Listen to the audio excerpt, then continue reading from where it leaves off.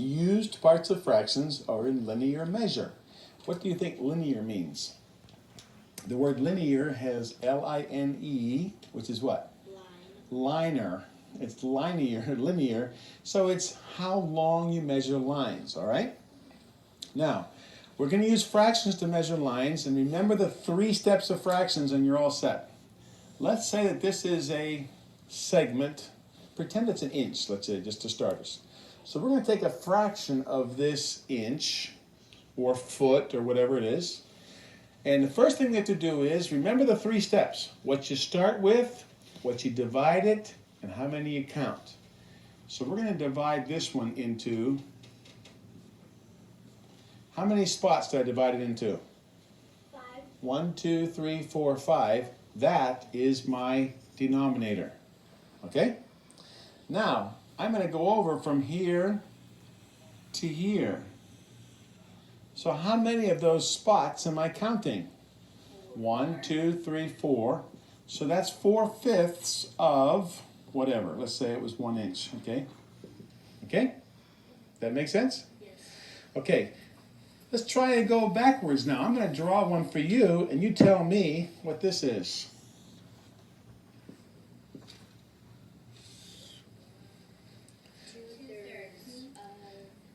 Let's call it an inch again, okay? So if this is 1, this is 0. So how'd you get 2/3? The first thing you always do is find out how many slots or how many parts. The second thing is how many you count, right? Because believe it or not, there are some rulers that don't just do 4ths and 8ths and 16ths. Some of them do 5ths and 10ths. Some of them do 7ths. And you have to be careful because you've got to read how many between each slot first. All right. But the most common one, get out your fraction kit and build me 1/2. 1/2. And we're going to pretend that this is an inch long, all right? So here we have 1/2 that's been written on. There we go. Okay, here's 1/2. And in your overlays, you have some pieces that are just smaller. They're not weird, they're very helpful, you'll see. Okay, we're not going to use them just yet, because the first thing I want you to do is, I want you to get your 4 overlay, and I want you to put your 4 overlay the same direction, like that, okay? So we started with 1/2. This is 1/2, and we put this on, let's pretend this is an inch, 1/2 of an inch. When we put this piece over top, we find out that 1/2 is also what? 2/4. Because now there's 4 parts and 2 of them. So do you think that's the same? Are they equivalent? Same amount, right? More pieces. Now take this piece that you've got here and put it on top. And what do you see? How many total pieces along the bottom? 1, 2, 3, 4, 5, 6, 7, 8. How many are colored? 1, 2, 3, 4.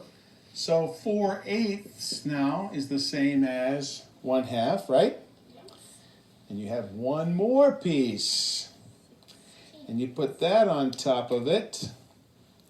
And now we have 16 pieces. How many are colored?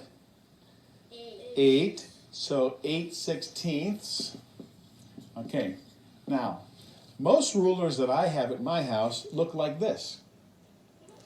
Right down here, they have the halves of the big ones.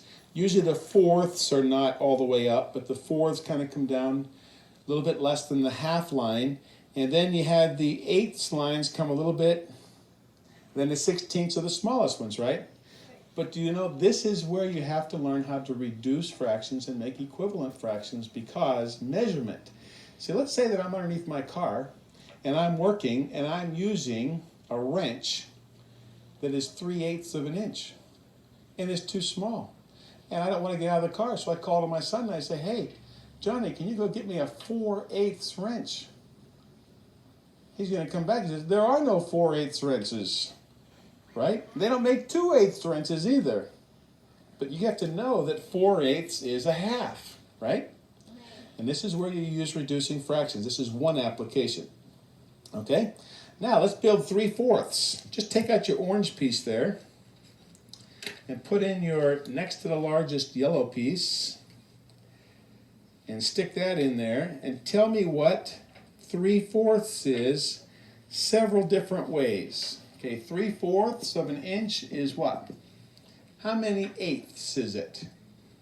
6. Well, very good. Because you can just take off that one, 6/8. Or you could just double them, right? Increase them both by the same factor. Okay, you put on the 16ths. How many 16ths is that? 8. No. 12.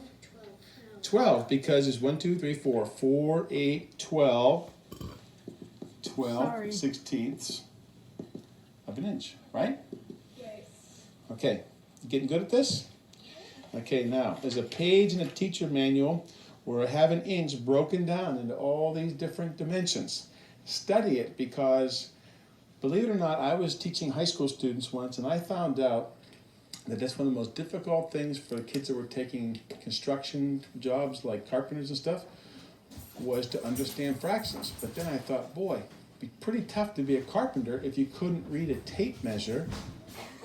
So make sure that, in fact, as soon as I heard that, I went home and I bought 2 tape measures for my kids. And they were only 5 and 3 years old. But I said, I'm going to make sure that these kids knew how to read a tape measure.